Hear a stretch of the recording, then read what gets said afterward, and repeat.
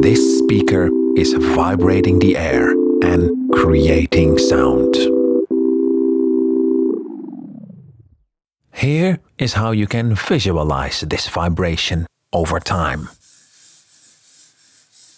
It's the waveform.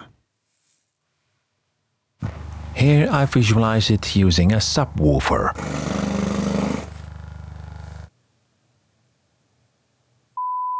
The purest form of sound is a sine wave. In a way, every sound is made from an infinite number of sine waves. This is a controversial yet irrefutable statement. A single sine wave has three properties: magnitude, phase, and frequency. The magnitude is the relative volume. The phase is the relative moment of one cycle. Two identical sine waves with a different phase can cancel each other out. And the frequency. This speaker is trying to reproduce an inaudible frequency of 1 Hz. That's 1 cycle per second.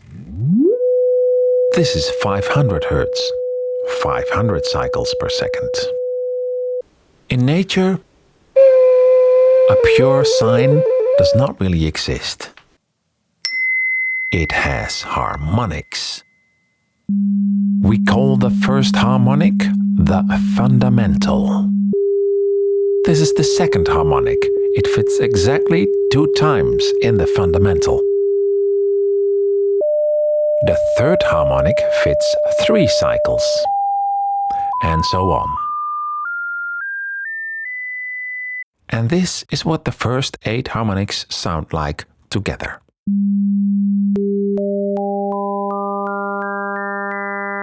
To make these tones, I'm using a software synthesizer. Here I control the magnitude, below it the phase, and the same counts for all the harmonics. The amount of harmonics, by the way, can also be infinite. But let's begin with 8 harmonics.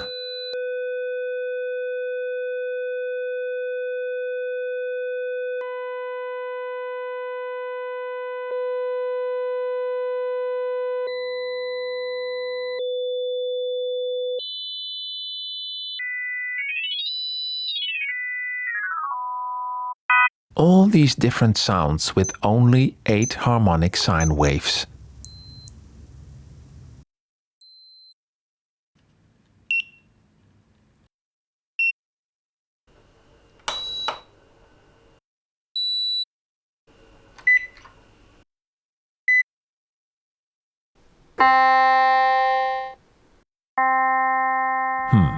Let's increase the amount of harmonics.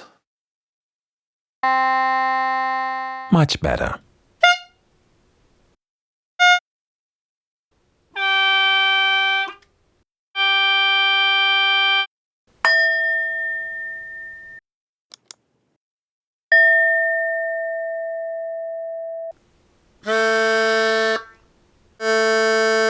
With enough harmonics, in theory, you could recreate anything. Here I'm not using the first 15 harmonics. And the fundamental is now a really low frequency.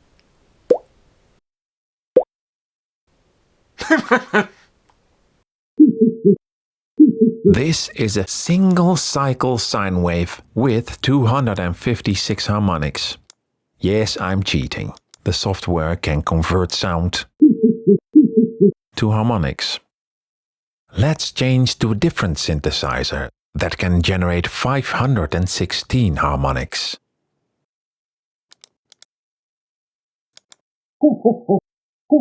It sounds like a low-quality sample, but it really are 516 harmonic sine waves. I can demonstrate that.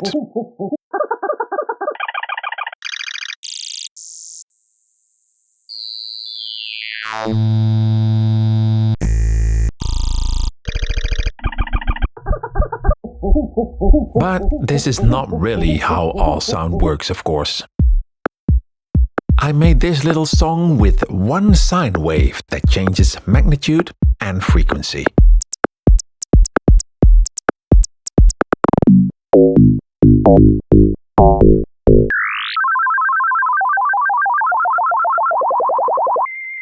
So what if instead of harmonics, we use independent sine waves to create sound? With only 3 sine waves, you can already create speech. So imagine what can be done with 516 unique sine waves. This is not the audio file playing. It's hundreds of sine waves. By changing sine waves, you change the sound. This technique is used a lot for audio processing, like noise reduction, for example.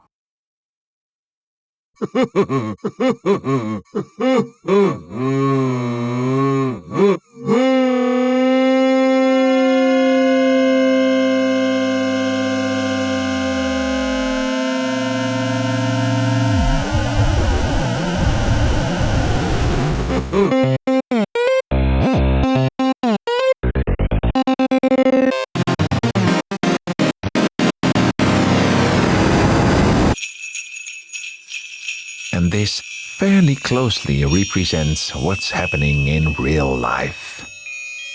All sounds are made out of sine waves.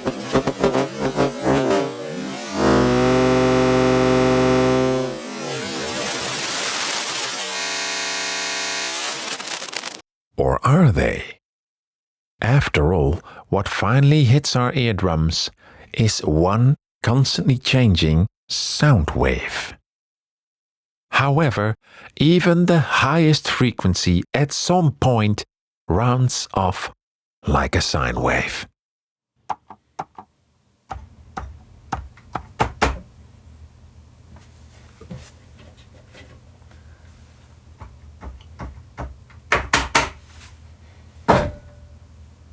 Oh.